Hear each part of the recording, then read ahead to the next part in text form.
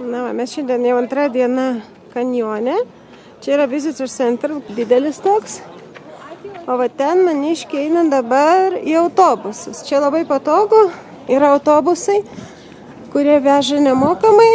Na, yra, aišku, įvažiavimo mokestis į patį nacionalinį parką ir kaina autobusų jau į jį eina, bet mes nemokėjom, nes mes turime už $80 mes turime metinį leidimą į visus nacionalinius parkus. Tai mes jo pasinaudojam. Va čia yra Blue Line, į tas Blue Route, tas autobusas, į kurį mums reikia. Čia dabar eilė į jį, tai mums reikia sekančią palaukti. Jie maždaug gal kas 15 minučių važiuoja. Ir padarysim nedidelį haiką. Nežinau, kaip čia lietuviškas atitikmo žygį. Tikriausiai. Na, mes atėjome žygiuoti va tai šitą kelią Bright Angel Trailhead. Kaip čia Bright Angel? Ryškus angelas? Ar šviesus angelas? Vadinasi. Na va, šiandien mes čia žygiuosime. Va, yra kelio pati pradžia ir aš tikiuosi, kad mes nusileisim žemiau. Pažiūrėkit, va ten, va, matote, eina žmonės, va mes eisim ten irgi.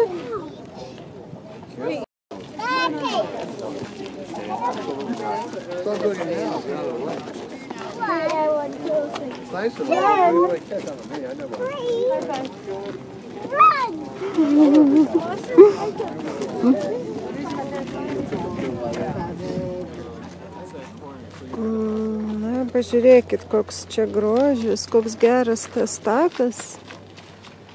Kaip čia viskas aukštai. Va ten žmonės apačioj.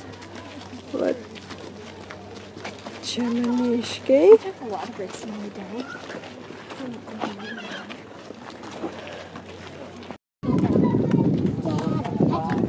Štai per kokias darytas jie eina ir langas dar Maja sakė. Čia yra irgi tako dalis.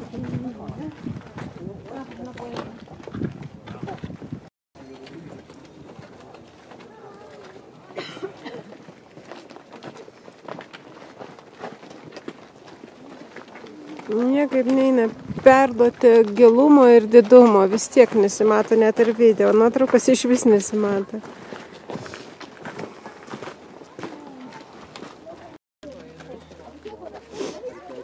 Dar viena panorama. Pažiūrėti, čia noriu parodyti, čia žmonės jau giliai, pažiūrėkit, kokie atrodo skrusdeliukai, va jie. Ten. Aišku, čia daug sunkesnė dalis yra grįžimas šito žygio į viršų lipimas. Štai kokias gražias čia uolos.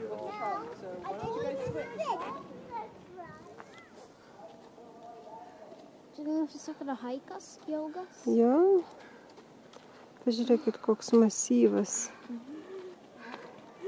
Kalnų.